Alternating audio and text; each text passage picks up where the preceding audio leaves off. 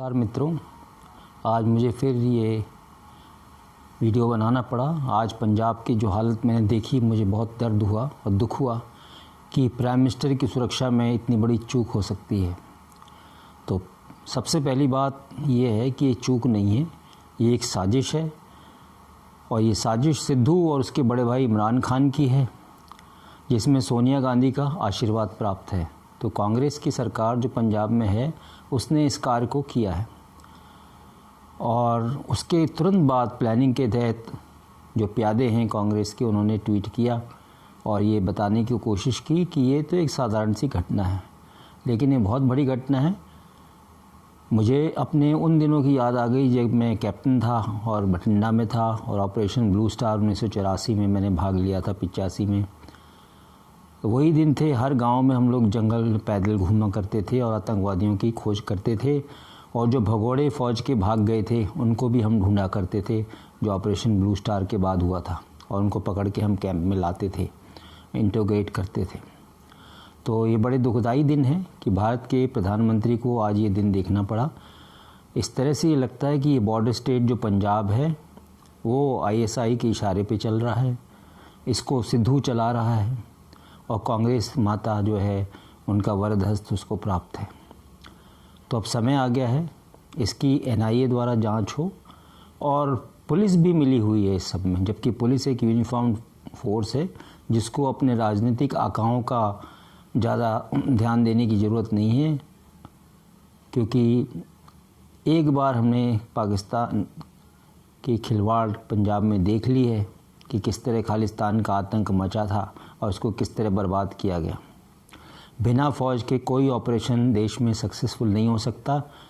Police किसी खालिस्तानी या किसी भी आतंकवाद को हैंडल अच्छे से नहीं कर पाती, क्योंकि उसको मारने की सलाहियत नहीं है।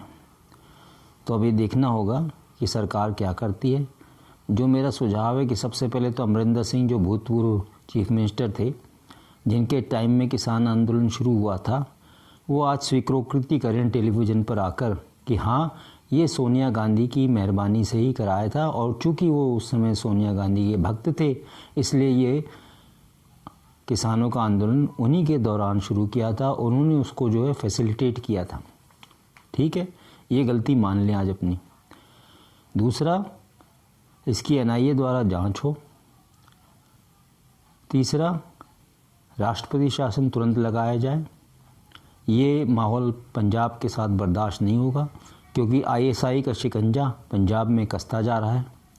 सिद्धू एक एजेंट की तरह काम कर रहा है पाकिस्तान का, इसको तुरंत गिरफ्तार किया जाए, इसका इंट्रोगेशन किया जाए, इसका नार्को एनालिसिस किया जाए, तब असलियत पता चलेगी कि किस तरह से कांग्रेस के साथ और पाकिस्तान के साथ मिल के ये जो है बर्बाद करने की कोशिश कर रहा है। चौथा, ये डेमोक्रेसी की हत्या है। एक चुना हुआ प्राइम मिनिस्टर देश का अगर वो अपना रैली नहीं कर सकता तो ये बहुत ही खतरनाक संदेश है पूरे भारत के लिए कि कांग्रेस की सत्ता मोदी को फूटी आंख नहीं देखना चाहती।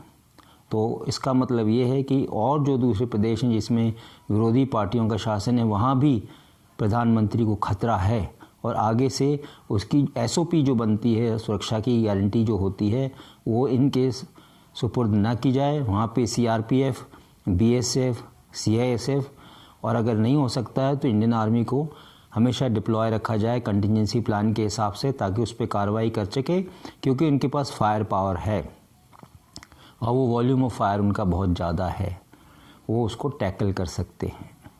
उनका एक शॉक एक्शन होता है और वो पब्लिक को डरा के भगा सकते हैं। लेकिन पुलिस इस तरह की नहीं काम कर सकती। जैसा कि मैं देख रहा था, चीफ मिनिस्टर ने कहा कि वो बल प्रयोग नहीं कर सकता था, हज़ारों लोग बैठे थे। तो इसका मतलब ये हुआ, ये मोबोक्रेसी हो गई देश में, ये आतंक का राज होगा कि आप 10,000 आदमी खड़े कर लो तो आप देश के प्रधानमंत्री को नहीं आने दोगे। तो ये प्रदेश हमारा नहीं होगा। ये प्रदेश जो है टूटने की कगार पर है और इसमें जो विषमता बैठ गई है वो बहुत दुखदाई और आगे बहुत कष्टप्रद होगा। इसलिए समय रहते रहते इसको सुधारना ज़रूरी है। सबसे पहले सरकार को बर्खास्त किया जाए और जो भी इसमें इन्वॉल्व उन सबको अरेस्ट करके उनका इंटरोगेशन हुआ और उनकी जो है नार्को एनालिसिस हुआ, तब जाके पता चलेगा कि क्या असलियत है। और सोनिया गांधी और राहुल गांधी अगर वो राज नहीं करना चाहते, वो अराजक बनना चाहते हैं, वो जो भी अपना प्लान बाहर से लेके आते हैं, हर 3 महीने में वो देश में नए नए तरीक़ों से आग लगाने की कोशिश करते हैं, तो इसके ऊपर गवर्नमेंट को सावधान होने की ज़रूरत है। और मैं तो प्रधानमंत्री और गृह मंत्री से आग्रह करूंगा कि आप अच्छे एडमिनिस्ट्रेटर बनिए। सबके साथ अच्छा या गुडी बिहेवियर करने से सरकार नहीं चलती और ना ही देश का उसमें भला होगा। आपकी सरकार चाहे 5 साल रहे ना रहे, लेकिन एक बुलंद सरकार होनी चाहिए जिसका एक ऐलान होना चाहिए, कानून का राज स्थापित होना चाहिए। आज प्रधानमंत्री को नहीं जाने दिया है, मिलिट्री को रोक लेंगे ये लोग, सड़कें रोक लेते हैं, आर्मी को नहीं आने देंगे। ये क्या हो रहा है देश में? क्या हमने बना दिया है माहौल को? हम कितने भोले बन के, सरकार कितनी भोली बन के काम कर रही है, ऐसा तो कभी नहीं हुआ इस देश में, और आज ये स्थिति देखने को मिल रही है। तो इसको ध्यान रखा जाए। कल सुप्रीम कोर्ट का जज, कोई हाई कोर्ट का जज, कोई किसी को मार देगा, कोई किसी को लिंच कर देगा, पब्लिक घेराबंदी कर देगी, इसका मतलब देश में कोई शासन, कोई रूल, कोई फौज, कोई पुलिस, कोई ऐसा तंत्र नहीं है जिसकी मदद से इसको ठीक किया जा सके। ये डेमोक्रेसी नहीं है, ये मोबोक्रेसी है, भीड़ तंत्र है, जिसका इलाज तुरंत होना चाहिए, नहीं तो ये नासूर देश को खाएगा और ये बिगाड़ेगा देश का माहौल। अगर हम एक राज्य में इसको एक्सेप्ट करते हैं और चलने देते हैं, तो दूसरे राज्यों में भी, जो कि कांग्रेस शासित या दूसरी विरोधी पार्टियों द्वारा शासित हैं, उनमें भी ये होगा और इसकी परेशानी जो है दूसरी देश की लोगों को, प्रदेशों को, लोगों को भुगतनी पड़ेगी। जैसे कि कोई काम होता है कहीं और उसकी FIR होती है कांग्रेस स्थापित राज्यों में, तो ये गलत बात है। कानून सबके लिए बराबर है। सुप्रीम कोर्ट सो मोटो कोई एक्शन नहीं लेता देश में, वो भी डरते हैं कि कहीं उनकी लिंचिंग ना हो जाए। कई केसेस में जो हाई कोर्ट के जजेस अपने आप को रिक्यूज़ कर लेते हैं, क्योंकि वो उस चीफ मिनिस्टर या उस सरकार के खिलाफ केस होता है जो कि नॉन BJP गवर्नमेंट है, वो देश को और अपने प्रदेश को अलग तरीके से चलाना चाहते हैं। कानून व्यवस्था को मानते नहीं। फेडरलिज्म के नाम पे जो है बीच की उंगली सरकार को दिखाई जाती है, संघीय सरकार को, तो ये नहीं होना चाहिए। इसके लिए अभी समय है मोदी सरकार के पास कि वो या तो इमरजेंसी लगा दे और पूरे देश को ठीक करे, या फिर जो प्रदेश इस तरह कार्रवाई करते हैं उनमें राष्ट्रपति शासन लगाए, जड़ मूल से ऐसे लोगों का विनाश किया जाए, ताकि आगे आने वाले 50 सालों में इस तरह की हरकत ना हो और देश डेवलपमेंट की तरफ, तरक्की की तरफ बढ़े। नहीं तो डेवलपमेंट एक तरफ हो रही है और पीछे से वो गड्ढा खोद रहे हैं। किसानों के आंदोलन ने हज़ारों करोड़ रुपए का नुकसान कर दिया, तो किस लिए? इसको कोई तराजू में तौलता है कि क्या हमने पाया और क्या खोया? क्या सरकारें इसका एनालिसिस करती हैं? ये देश इस तरह से नहीं चलता।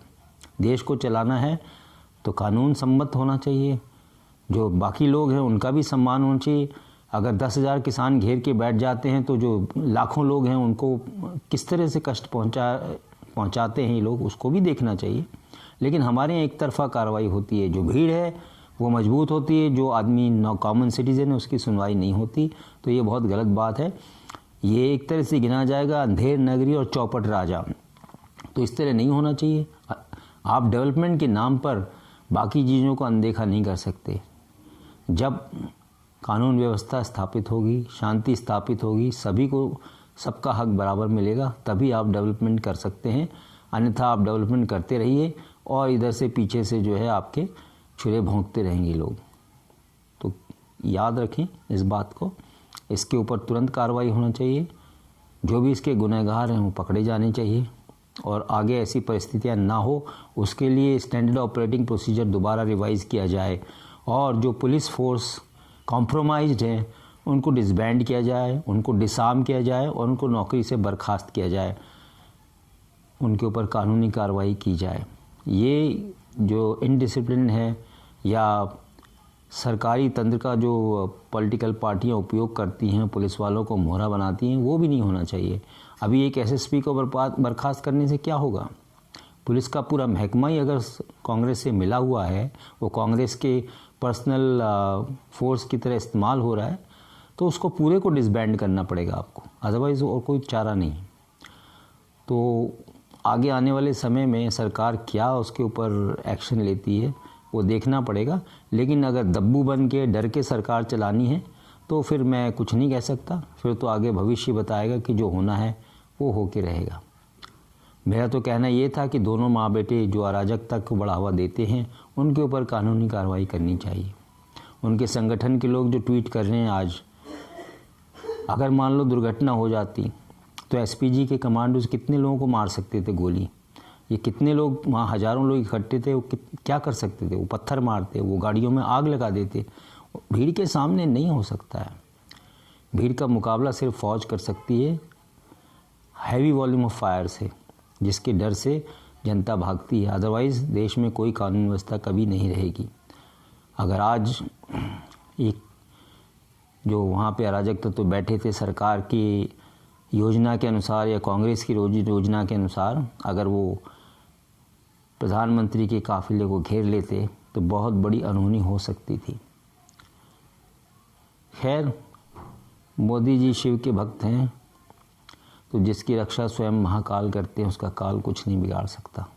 तो इस बात को ध्यान रखना है और मुझे उम्मीद है कि सरकार इसके ऊपर एक कठोर निर्णय लेके देश में अपना ऐलान बुलंद करेगी।